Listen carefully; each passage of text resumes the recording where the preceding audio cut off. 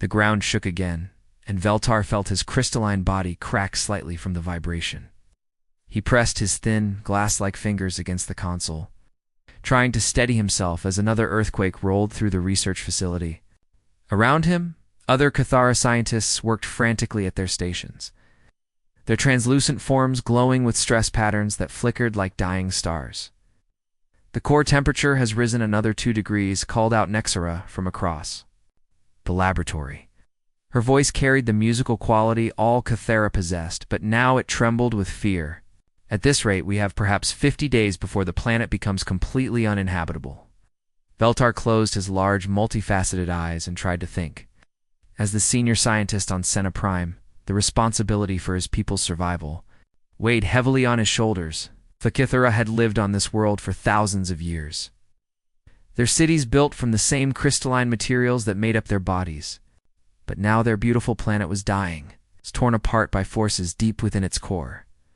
The earthquakes had started small 3 years ago, barely noticeable tremors that the geologists dismissed as normal planetary activity. But they had grown stronger, and more frequent with each passing month. Now, entire cities lay in ruins, their crystal spires shattered like broken glass. Millions of Cathara had already died, their fragile bodies unable to survive the violent shaking and the toxic gases that poured from newly opened volcanic vents. "Send the message again," Veltar told the communications technician. "Broadcast. On all known frequencies, someone out there must be willing to help us." Young Kalitan looked up from his station, his body dim with exhaustion. "Elder Veltar, we have been sending the distress call for 27 days.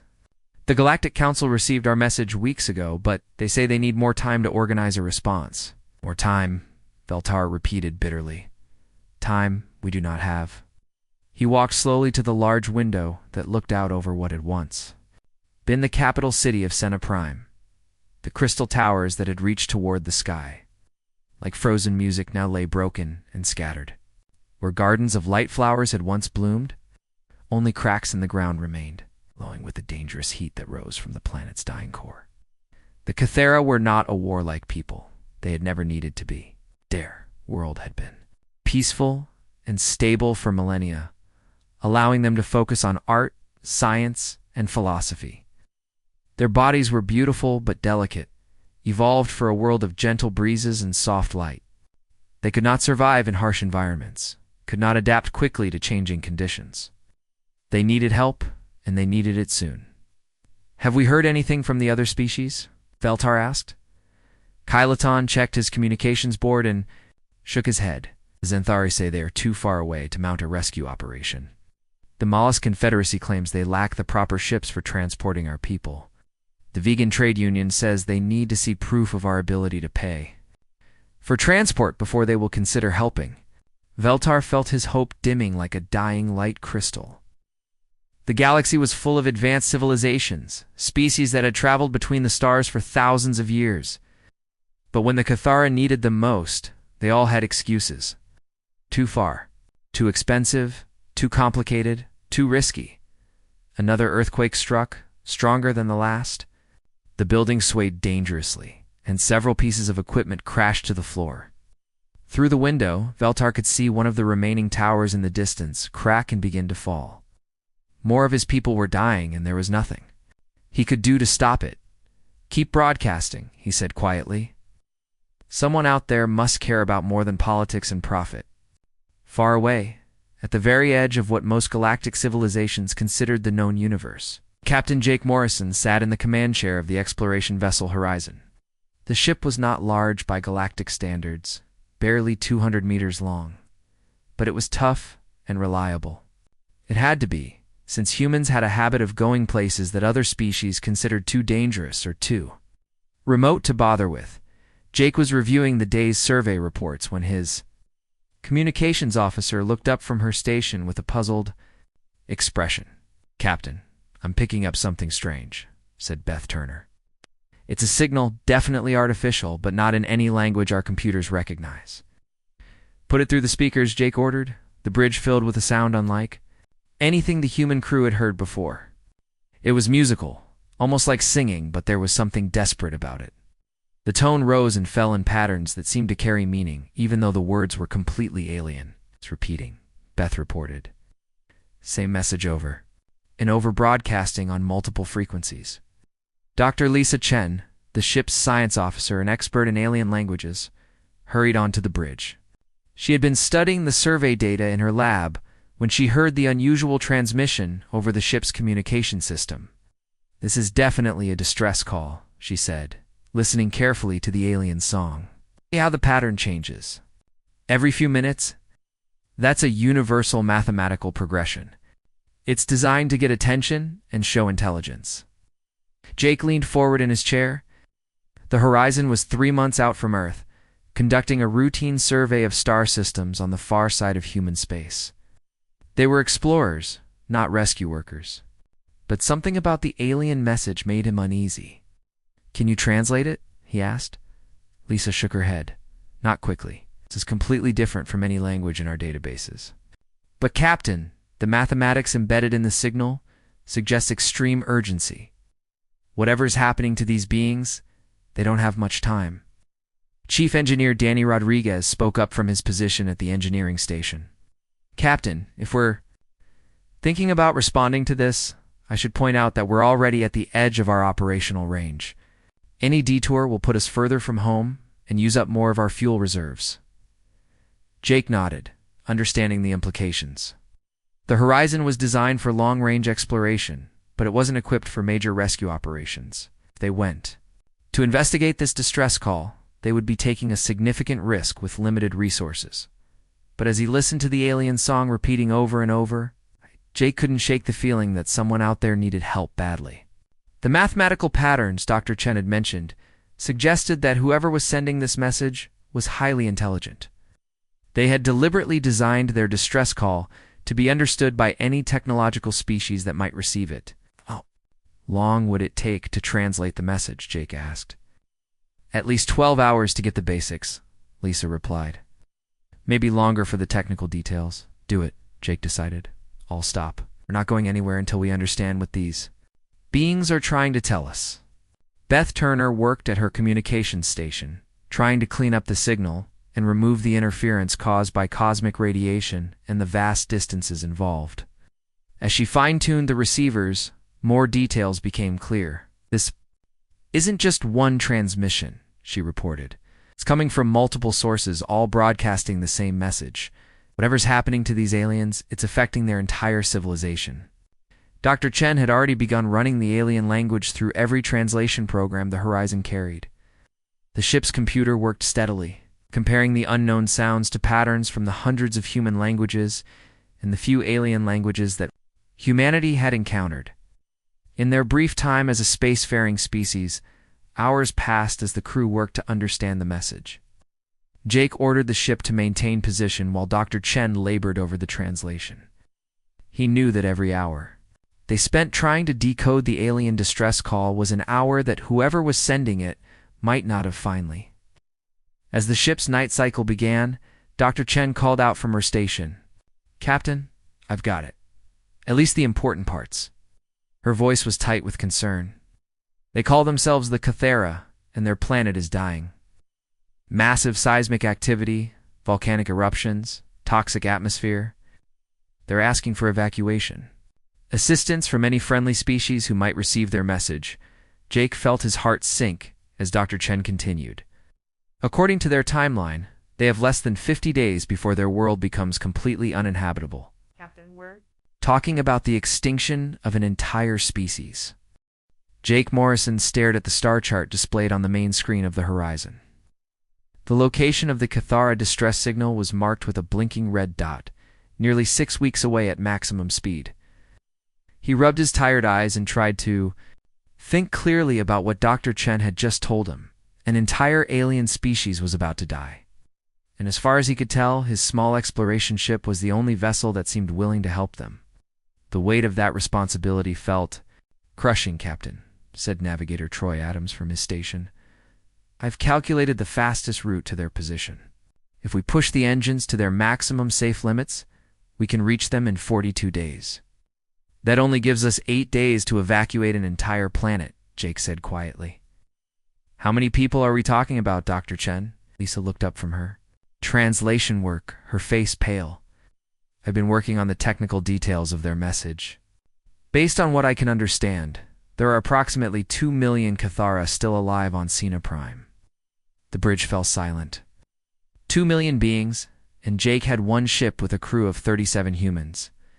Even if the Horizon could somehow carry every Cathara off their dying world, which it clearly could not. The logistics seemed impossible. Chief Engineer Danny Rodriguez spoke first. Captain, I hate to be the one to say this, but we're not equipped for a rescue mission of this size.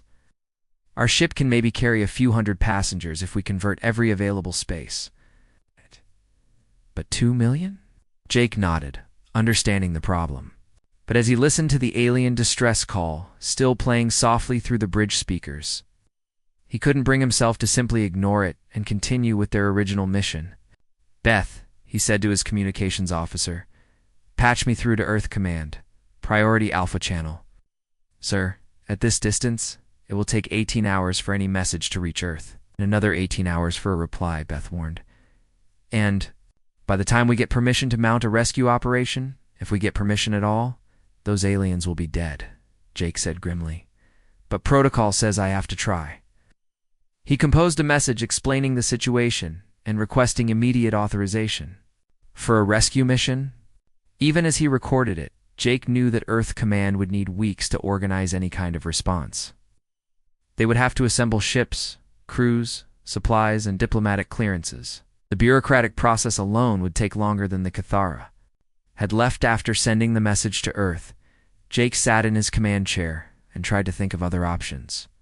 The Horizon carried communication equipment capable of reaching other human ships within a reasonable distance.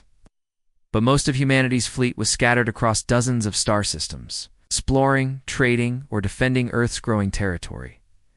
Beth, start broadcasting on all human frequencies, Jake decided. Tell them what we've found, and ask for any assistance they can provide. What exactly should I tell them, Captain? Beth asked. Jake thought for a moment. Tell them the truth. An alien species is facing extinction, and we're the only ones who seem willing to help. Any ship that can spare time and resources should rendezvous with us at these coordinates. Beth began broadcasting Jake's message throughout human space. She included Dr. Chen's translation of the Kithara distress call so that other ship captains could understand exactly what was happening. The response was not what Jake had expected. Within 6 hours, the Horizon's communications board lit up with incoming messages from human vessels across a dozen star systems. Captain Sam Blake, who ran supplies between the outer colonies, was the first to respond. Horizon, this is the merchant vessel Steady Prophet, came Sam's voice over the communication channel. I've got cargo holds that I can convert for passengers, and a crew that's willing to help. What do you need us to do? More messages followed. Captain Alex Stone, commanding the exploration ship Far Wanderer, diverted from a survey mission to join the rescue effort. The passenger liner, Ocean Breeze, carrying colonists to a new settlement. Changed course to help evacuate aliens they had never met. Most surprising of all was a message from retired Admiral Kate Sullivan. Jake had heard of her, a legendary figure, who had helped establish humanity's first colonies beyond Earth. She was supposed to be enjoying a quiet retirement on Mars. But her message was clear and direct. Captain Morrison, this is Kate Sullivan. I'm commandeering a private transport and gathering every civilian ship I can find. Nobody dies on my watch, human or alien. Send me the technical specifications for these Cathara beings so we can prepare our ships properly. Dr. Chen worked frantically to establish direct communication with the aliens on Cena Prime, using the mathematical patterns embedded in their distress call. She was able to create a basic translation protocol that allowed simple conversations. Her first contact with Veltar, the Cathara scientist who had been coordinating the distress broadcasts, was a moment that Jake knew would be remembered in history books. This is Dr. Lisa Chen of the human exploration vessel Horizon. She transmitted in carefully constructed Kithara, mathematical language. We have received your distress call and are organizing assistance. Reply came back within minutes, filled with what could only be described as desperate hope. Unknown beings called humans This is Elder Scientist Veltar of Cena Prime. Are you truly coming to help us? The great galactic powers have promised aid, but their ships will not arrive until long after our world dies. Lisa looked at Captain Morrison, who nodded for her to continue. We are coming, Veltar. Not just one ship, but many. My species does not abandon those in need. As Lisa continued her conversation with the alien scientist, she learned crucial information about Cathara physiology and their specific needs for evacuation. The aliens were extremely fragile, with crystalline bodies that could shatter under stress. They needed very specific atmospheric conditions and careful handling during transport. She also learned something that made the rescue even more urgent. The Cathara population was not evenly distributed across their planet. Most of the survivors were concentrated in a few remaining cities that were built in the most geologically stable areas. But even these refuges were failing as the planet's core continued to destabilize. Captain Lisa reported after several hours of communication. Altar says they have perhaps 45 days before their remaining cities become uninhabitable. But some of the outer settlements are already experiencing toxic gas leaks and structural collapses. People are dying every day. Jake's decision crystallized in that moment. He couldn't wait for official authorization from Earth Command. Couldn't wait for the Galactic Council to organize their bureaucratic response. People were dying, and humans were the only ones who seemed willing to do something about it. All ahead full, he ordered. Set course for Cena Prime. Beth, broadcast to all human ships joining the rescue effort. Tell them to push their engines as hard as they safely can. Every hour we save might mean thousands of lives. Chief Engineer Danny Rodriguez didn't hesitate. Engines are already at maximum safe speed, Captain. I can give you a little more if you're willing to risk some wear and tear on the systems. Do it, Jake said immediately. As the horizon accelerated toward the dying alien world, messages continued to pour in from human ships across space. Merchant captains abandoned profitable trade routes. Passenger liners dumped cargo to make room for alien refugees. Even mining ships and industrial haulers joined the growing rescue fleet. What amazed Jake most was that none of them asked about payment or compensation. When faced with the extinction of an entire species, humans simply acted. They didn't debate the politics or calculate the costs. They saw people in need and decided to help. By the end of the first day, Jake's impromptu rescue fleet had grown to over 30 ships of various sizes and capabilities. By the second day, the number had reached 47. Veterans came out of retirement to crew additional vessels. Civilian contractors volunteered their services for free. Even some of the outer colonies contributed ships and supplies. Dr. Chen continued her conversations with Veltar, learning more about Cathara culture and their desperate situation. The alien scientists seemed amazed that unknown beings from across the galaxy were rushing to help his people, while established galactic civilizations remained paralyzed by bureaucracy. Your species is unlike any we have encountered, Veltar transmitted during one of their conversations. Most beings in the galaxy operate on principles of mutual benefit and careful calculation, but humans seem to act from something different. Call it doing the right thing, Lisa replied simply. Meanwhile, the Galactic Council finally completed their initial assessment of the Cathara situation. Council Representative Zarthik announced that a modest relief mission would be organized and dispatched to Cena Prime within 3 months, pending proper environmental surveys and risk assessments. When news of this decision reached the human rescue fleet, Captain Morrison's response was transmitted on all frequencies. 3 months? Their planet will be dead in 6 weeks. We'll handle this ourselves. And with that declaration, humanity announced its presence to galactic civilization, not through diplomacy or trade, but through an act of pure humanitarian compassion. That would reshape how the galaxy viewed the strange new species from the third planet of an unremarkable yellow star. The human rescue fleet dropped out of hyperspace at the edge of the Cena Prime system, and Captain Jake Morrison felt his heart sink at what he saw on the main screen. The planet that had once been home to millions of crystalline beings was now a hellish world of fire and destruction. My God, whispered Navigator Troy Adams. The entire northern continent is covered in lava flows. Through the bridge windows of the horizon, Jake could see the other 46 ships of the rescue fleet taking position around the dying planet.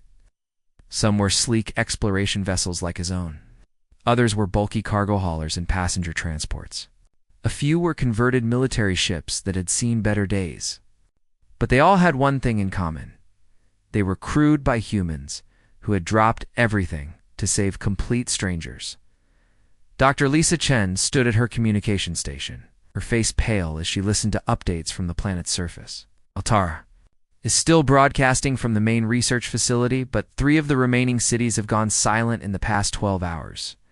The seismic activity is increasing faster than their worst predictions. How much time do we have? Jake asked. Days. Not weeks, Lisa replied grimly. Maybe less. Admiral Kate Sullivan's voice crackled over the fleet communication channel. The elderly woman had taken command of a converted passenger liner called the Safe Harbor and appointed herself coordinator of the rescue operation. All ships. This is Admiral Sullivan. I'm looking at sensor readings that would make most species turn around and go home. Toxic atmosphere, massive electrical storms, ground temperatures hot enough to melt most metals. Lucky for these aliens, humans are too. Stupid to know when something's impossible. Jake smiled despite the dire situation. The Admiral's dry humor was exactly what the fleet needed to hear. Medical teams prepare for immediate deployment, Sullivan continued. Engineering crews start converting every available space for passenger transport pilots. I hope you've been practicing your flying because we're about to attempt landings in conditions that would challenge a meteorite. Dr. Ryan Phillips, the Horizon's medical officer, joined the other ship doctors on a secure channel to coordinate their approach to treating the injured Kithara. None of them had ever seen an alien patient before, but Dr. Chen's translations of Kithara medical information gave them a basic understanding of their physiology. Their bodies are essentially living crystal, Dr. Phillips explained to his team. They're incredibly beautiful, but also incredibly fragile. An impact that would barely bruise a human could shatter their limbs. We need to handle them like they're made of glass. The first shuttle flights to the planet's surface launched within hours of the fleet's arrival. Pilot Maria Santos volunteered for one of the most dangerous missions, flying through the toxic atmosphere to reach a Kithara settlement that was cut off by volcanic activity. As her shuttle descended through the poisonous clouds, Maria fought to keep the small craft stable. In the violent winds, ash and debris pelted the hull, and the external temperature readings climbed dangerously high. Most species would have considered the flight a suicide mission. But Maria had learned to fly in the asteroid belts around Earth's outer colonies. Dangerous flying was something humans did every day. This is Santos, she reported over the communication channel. I can see the settlement. Looks like maybe 3,000 Kythera gathered in what's left of their city center. Setting down now. Ta-da! Landing was rough, but Maria managed to put the shuttle down in the only clear space available. As the cargo ramp lowered, she got her first look at the aliens her species had come to save. The Kithara were even more beautiful than Dr. Chin's descriptions had suggested. They stood about as tall as humans, but their bodies were translucent and seemed to glow with internal light. Their faces were angular and elegant, with large, multifaceted eyes that reflected the firelight from the distant volcanoes. But what struck Maria most was how fragile they looked, like living sculptures that might break if handled too roughly. Veltar himself came aboard her shuttle, moving carefully on legs that seemed almost too delicate to support his weight. When he spoke, his voice carried the musical quality that all Kithara possessed. But Maria could hear the exhaustion and fear beneath the alien sounds. Dr. Chen had provided translation devices for the rescue teams, and Maria listened as Veltar expressed his amazement at humanity's response to his people's crisis. In all our history of contact with other species, none have ever risked so much for strangers, the alien scientist said. The established powers of the galaxy promised help, but only after careful consideration and proper procedures. You humans simply came when we called. Maria helped load the first group of Kithara refugees into her shuttle, taking extreme care not to accidentally injure them. Each alien weighed surprisingly little, and their crystalline skin felt warm to the touch. She could see why their species had evolved on a peaceful world. They were clearly not built for violence or harsh conditions. "We don't leave people behind," Maria told Veltar as she secured the passengers for takeoff. "It's just not who we are." Back in space, engineer Carlos Webb was leading the massive effort to convert human ships for alien passengers. The environmental requirements were completely different from what humans needed. The Cathara breathed an atmosphere with much higher concentrations of noble gases, and they needed very specific humidity and temperature controls. "I need every environmental engineer in the fleet working on this," Carlos broadcast to the other ships. "We're basically rebuilding our life support systems from scratch, and we're doing it in days instead of months." The work was exhausting and technically complex, but the human crews attacked the problem with the same determination they had shown in dropping everything to join the rescue mission. Cargo holds were sealed and converted into passenger compartments.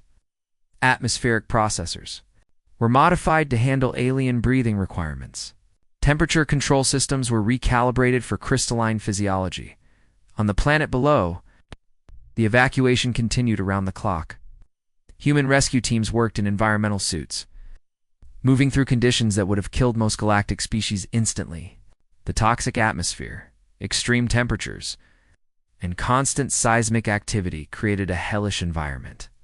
But humans adapted with the same resilience that had allowed them to survive on their own dangerous homeworld.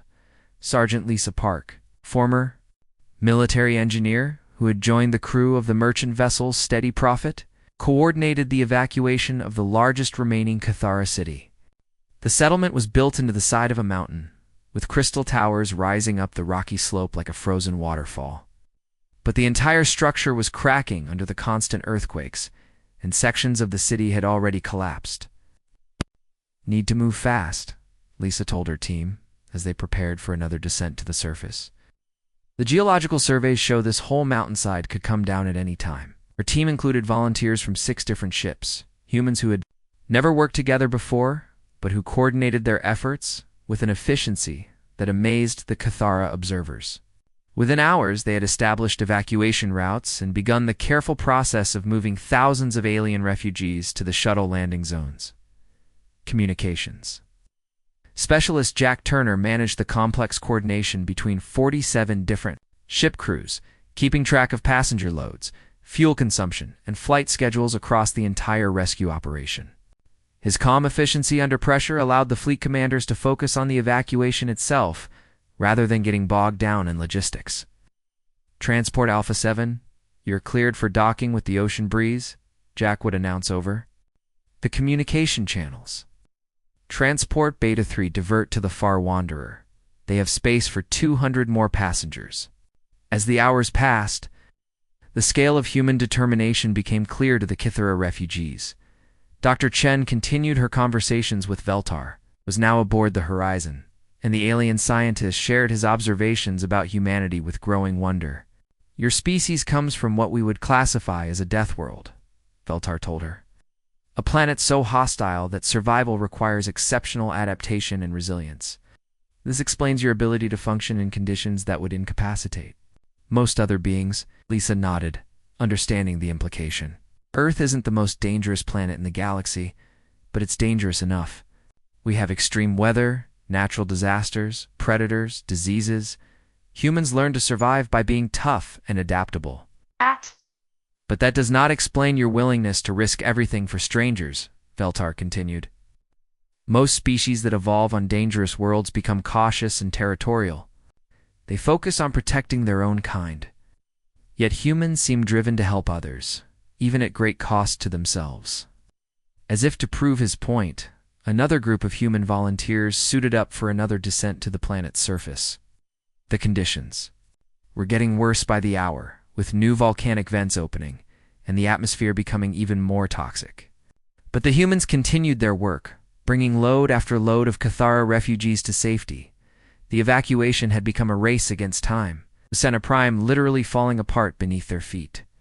But humanity had answered the call, and they were not going to stop until every last alien was safe. The research facility on Senna Prime shook violently as another massive earthquake tore through the planet's crust. Dr. Lisa Chen grabbed onto the nearest support beam as the floor tilted beneath her feet. Around her, the last team of human rescuers worked frantically to evacuate the final group of Cathara scientists from the collapsing building. "The main supports are failing," shouted engineer Carlos Webb over the rumbling noise. "We need to get everyone out of here in the next 10 minutes, or we're all going to be buried under a mountain of crystal and rock." Lisa looked around at the alien laboratory, which had been Veltar's home for the past several years. Delicate instruments lay shattered on the floor, and cracks ran up the crystalline walls like spider webs. The beautiful architecture that the Cathara had created over centuries was being destroyed in a matter of hours. But what impressed her most was how calmly the human rescue team was working despite the obvious danger. Sergeant Lisa Park directed the evacuation with the same steady voice she might use to order coffee. Pilot Maria Santos helped carry fragile Cathara scientists to safety without showing any sign of fear. Medical officer Dr. Ryan Phillips treated injured aliens while the building literally crumbled around them. For most galactic species, this would have been a nightmare scenario. The toxic atmosphere outside required sealed environmental suits. The constant earthquakes made walking dangerous and flying nearly impossible. The temperature was hot enough to cook most carbon-based life forms, yet the humans moved through it all like it was just another day at work. Dr. Chen called one of the Cathara scientists, a young researcher named Solara, whose crystalline body flickered with patterns of distress. "How do your people function in such conditions? This environment would kill most beings in the galaxy." Within minutes, Lisa helped the alien scientist toward the evacuation shuttle while thinking about how to answer. "I guess we're used to dangerous places," she said finally. "Earth isn't exactly what you'd call a safe planet." As they reached the shuttle, Lisa could see Veltar waiting inside with a group of other rescued Cathara. The elderly scientist had been studying the humans with intense curiosity ever since they arrived. His large, multifaceted eyes seemed to take in every detail of how the rescue teams operated. "Your species is remarkable," Veltar told Lisa as she helped Solara into the shuttle. "I have been observing your people for 3 days now, and I am beginning to understand something that the Galactic Council has failed to recognize." "What's that?" Lisa asked, sealing the shuttle door as another tremor shook the ground. "You are what we call Deathworlders," Veltar explained. "Beings who evolved on a planet so hostile that survival required exceptional adaptation. Most such species become aggressive and territorial, focused only on their own survival. Seem to have developed something different. You have retained your cooperative instincts despite coming from a dangerous world." Lisa strapped herself into the pilot's seat and began the takeoff sequence. Outside the shuttle windows, she could see the research facility finally collapsing in a shower of crystal fragments and dust. They'd gotten out just in time. "Earth has pretty much everything that can kill you," Lisa admitted as the shuttle climbed through the toxic atmosphere. "Storms, earthquakes, volcanoes, predators, diseases, extreme temperatures. But maybe that's why we work together so well. When everything is trying to kill you, cooperation isn't just nice to have, it's survival." Meanwhile, in space above the dying planet, Captain Jake Morrison coordinated the final phase of the evacuation from the bridge of the horizon. The rescue fleet had been working non-stop for 5 days. They had managed to evacuate over 1,800,000 Cathara from the planet's surface. But nearly 200,000 aliens remained in the most dangerous areas, places where the geological instability made landing shuttles extremely risky. Captain reported communications officer Beth Turner, "We're getting word from the surface. Teams at the northern evacuation site is completely cut off. Lava flows have blocked all the approach routes." Jake studied the tactical display showing the positions of all the rescue shuttles and the areas still needing evacuation. The remaining Cathara were trapped in locations that were becoming more dangerous by the hour. Soon, the environmental conditions would be too extreme even for human rescue teams. What about the research station in the Eastern Mountains? Sergeant Park's team is attempting to reach it now, but the seismic activity in that region is off the charts. 3 separate mountain peaks have collapsed in the past 6 hours. Jake made a decision that would have seemed insane to most galactic species. Tell all evacuation teams to push harder. I don't care how dangerous it gets. We don't abandon anyone. Across the fleet, human crews responded to the order without hesitation. They had already been taking risks that would horrify most civilized species, but now they pushed even further into the danger zone. Pilots flew through volcanic ash clouds that could destroy their engines. Ground teams worked in areas where the very ground beneath their feet was melting. Medical teams treated patients while toxic gases leaked through damaged life support systems. Dr. Amy Foster, a geologist aboard the merchant vessel Steady Prophet, monitored the planet's condition from orbit and provided warnings to the surface teams. Her readings showed that Cenoprime's core was destabilizing faster than anyone had predicted. All teams, this is Dr. Foster. She broadcast to the rescue units. I'm seeing massive energy buildup in the planetary core. We're looking at complete crustal collapse within the next 36 hours. After that, nothing on the surface will survive. The news spread quickly through the fleet. 36 hours to evacuate 200,000 beings from a planet that was becoming more hostile every minute? It seemed impossible, but the humans simply adjusted their plans and kept working. Admiral Kate Sullivan, commanding the operation from her ship-safe harbor, called a brief conference with all the fleet captains. Her voice was calm but determined as she addressed the commanders of 47 ships. Ladies and gentlemen, we knew this was going to be close, but now we have hard numbers. 36 hours to finish what we started. I know some of you are thinking this is impossible. I'm here to tell you that impossible is just another word for something humans haven't done yet. The response was immediate and unanimous. Up.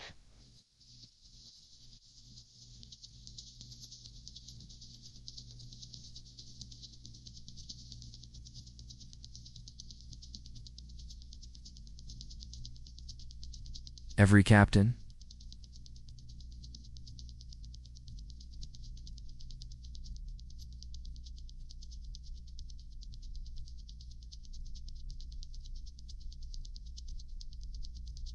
stepped up, and I saw it. I said, "Hall," I said. I'm like to say so. I said, like I said, I will plan. I said, I would have had, I had,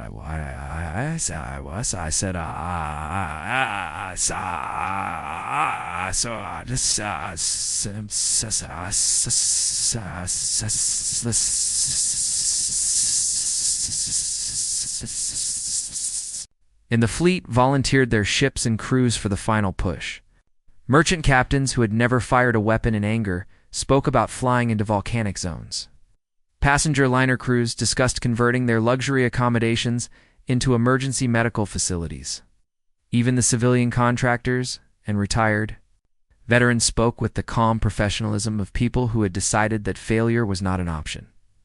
Captain Sam Blake, whose cargo hauler Steady Prophet had been converted into a mobile hospital, summed up the human attitude perfectly. We came here to save these people, and that's what we're going to do. Period. End of discussion. On the planet below, the rescue teams received the news about their deadline and simply worked faster.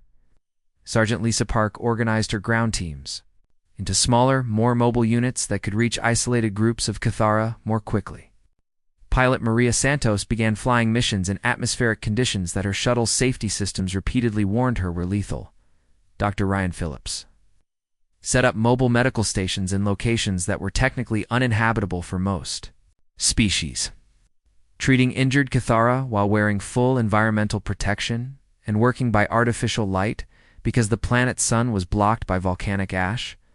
The Cathara refugees watched all of this with growing amazement. Veltar, now safely aboard the Horizon, spent hours in conversation with Dr. Chen, trying to understand the psychology of a species that would risk everything for strangers.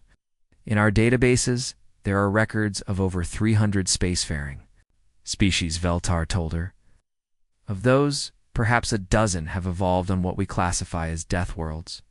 Without exception, they are aggressive, territorial, and focused on their own survival above all else. But humans are different. How so? Lisa asked. You have all the adaptability and resilience that comes from surviving on a dangerous world. But you have retained the cooperative instincts that most Deathworlders lose. You are perhaps the first species we have encountered that combines physical toughness with genuine compassion for others." As if to prove his point, another team of human volunteers was suiting up for a mission to one of the most dangerous evacuation sites on the planet. The area was experiencing constant seismic activity, and the atmospheric readings showed toxic gas concentrations that would kill most beings instantly. But the humans checked their equipment, reviewed their mission parameters, and prepared to descend into hell to save people they had never met. "It's not just that you can survive in hostile conditions," Veltar continued. "It's that you choose to enter hostile conditions to help others. This combination of capability and compassion may be unique in the galaxy." Lisa nodded, watching. "The rescue teams prepare for another dangerous mission. Maybe that's what Earth taught us. That survival isn't just about staying alive. It's about making sure others stay alive too." The final shuttle lifted off from Senna Prime just as the planet's surface began to tear apart in massive cracks that ran for hundreds of miles. Pilot Maria Santos fought to keep her overloaded craft stable as shock waves from the planetary collapse buffeted the small vessel. In the passenger compartment behind her, the last 43 Cathara refugees held onto their seats with trembling crystalline hands. "This is Santos to Admiral Sullivan," Maria reported over the communication channel. "Final evacuation complete. All Cathara are off the surface." Through her cockpit window, Maria could see Senna Prime dying in a spectacular display of geological violence. The planet that had been home to the Cathara for thousands of years was consuming itself, its core finally releasing all the destructive energy that had been building for months. Volcanic eruptions larger than anything in recorded history painted the world in fire and smoke, but every single living being that could be saved had been pulled from that hell. 2 million Cathara refugees were now safely aboard the human rescue fleet, alive because 47 human ships had answered a distress call from complete strangers. Admiral Kate Sullivan's voice came over the fleet communication channel. For the first time in 5 days, there was relief in her tone instead of grim determination. "All ships. This is Admiral Sullivan. Mission accomplished. Every Cathara is accounted for and safe. Well done, people. Well done." A cheer went up across the fleet as the news spread from ship to ship. Exhausted human crews who had worked without sleep for days finally allowed themselves to celebrate. They had done something that the established powers of the galaxy had considered impossible. They had evacuated an entire species from a dying world in less than a week. Captain Jake Morrison slumped in his command chair, suddenly feeling the weight of exhaustion that he had been pushing aside for days. His ship, the Horizon, now carried nearly 3,000 Cathara refugees in converted cargo bays and passenger compartments. Every available space had been turned into temporary housing for the crystalline aliens. Dr. Lisa Chen appeared on the bridge, looking tired but satisfied. She had spent the last several hours helping to coordinate the resettlement of refugees across the fleet, making sure that families were kept together and that injured Cathara received proper medical care. "How are our passengers doing?" asked. "Better than we could have hoped," Lisa replied. "Dr. Phillips and the other medical officers have done an amazing job adapting human medical equipment for Cathara physiology. We've only lost 12 beings during the entire evacuation, and most of those were already critically injured when we found them." Jake nodded, understanding the significance of that number when they had first received the Cathara distress call. He had feared that thousands might die during the evacuation itself.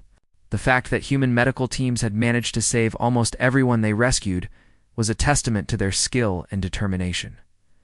Veltar entered the bridge, moving carefully on his delicate legs. The elderly Cathara scientist had become humanity's unofficial liaison during the rescue operation, helping coordinate between his people and their human rescuers. His crystalline body flickered with patterns that Dr. Chen had learned indicated deep gratitude. "Captain Morrison," Veltar said in his musical voice, "my people have asked me to express our thanks to you and your species. You have done something that we will remember for all the generations to come." "We just did what anyone would do," Jake replied, though even as he said it, he knew that wasn't really true. The other species in the galaxy had found excuses to avoid helping the Cathara. Only humans had dropped everything to answer their call. That is where you are wrong, Veltar said gently. What humans have done here is unprecedented in Galactic history. No species has ever mounted such a massive rescue operation for complete strangers, and no one has ever risked so much for people they had never met. As if to emphasize Veltar's point, Beth Turner looked up from her communications station. With a surprised expression, Captain, I'm receiving a transmission from the Galactic Council. It's Council Representative Zarthik. Jake had heard of Zarthik, a member of the Vrek species who served as one of the Council's senior administrators. The Vreks were known throughout the galaxy for their careful, methodical approach to everything. They never acted without extensive study and multiple committee reviews. Put him through, Jake ordered. The main screen flickered and displayed the image of a tall, gray-skinned alien with 4 arms and large black eyes. Zarthik's expression was one of complete bewilderment as he spoke. Captain Morrison, I am Zarthik, of the Galactic Council. Our relief mission has just arrived at the Senna Prime system to find... nothing. The planet is gone, completely destroyed. But our sensors indicate that the entire Cathara population has been successfully evacuated. How is this possible? Jake glanced at Veltar, who gestured for him to answer. Representative Zarthik, this is Captain Morrison of the Human Rescue Fleet. We received the Cathara distress call and organized an immediate evacuation operation. All 2 million survivors have been safely removed from the planet. Human Rescue Fleet? Zarthik repeated, his alien features showing confusion. Oh. Humans are not members of the Galactic Council. We have no records of your species having the capability for such an operation. How many ships did you deploy? 47 vessels of various types, Jake replied. Okay. Exploration ships, cargo haulers, passenger transports, and some converted civilian craft. The silence on the communication channel stretched for several seconds. As Zarthik processed this information, when he finally spoke again, his voice carried a note of disbelief. You accomplished the largest evacuation in galactic history using 47 ships and crews who had never worked together before. This should have been impossible. Admiral Sullivan's voice cut into the conversation from her ship. Representative Zarthik, this is Admiral Kate Sullivan, Fleet Coordinator. With respect, sir, the word impossible doesn't really apply when people are dying and need help. We just did what needed to be done. Dr. Chen stepped forward to address the council representative. The Cathara have requested that humanity be granted emergency membership status in the Galactic Council. They wish to formally nominate our species based on our actions during this crisis. Zarthik's forearms moved in what Jake assumed was a gesture of amazement. This is highly irregular. Species membership in the Council requires extensive evaluation, cultural assessment, and technological verification. Process normally takes several years. With respect, Veltar interrupted, his musical voice carrying new strength. My people were facing extinction. The established powers of the galaxy promised help but could not deliver it in time. Humans, a species unknown to us, traveled across space to save us simply because we asked for help. If that does not qualify them for membership, then perhaps the Council needs to reconsider its priorities. Jake could see that the political implications of the rescue were just beginning to unfold. Humanity had inserted itself into galactic civilization not through diplomacy or trade, but through an act of humanitarian compassion that had saved an entire species. The Council would have to acknowledge that, regardless of their normal procedures. Zarthik, Jake said, we don't need formal recognition or membership in your council. We just need to find safe homes for 2 million refugees. Do you have any worlds that could accommodate the Cathara while they rebuild their civilization?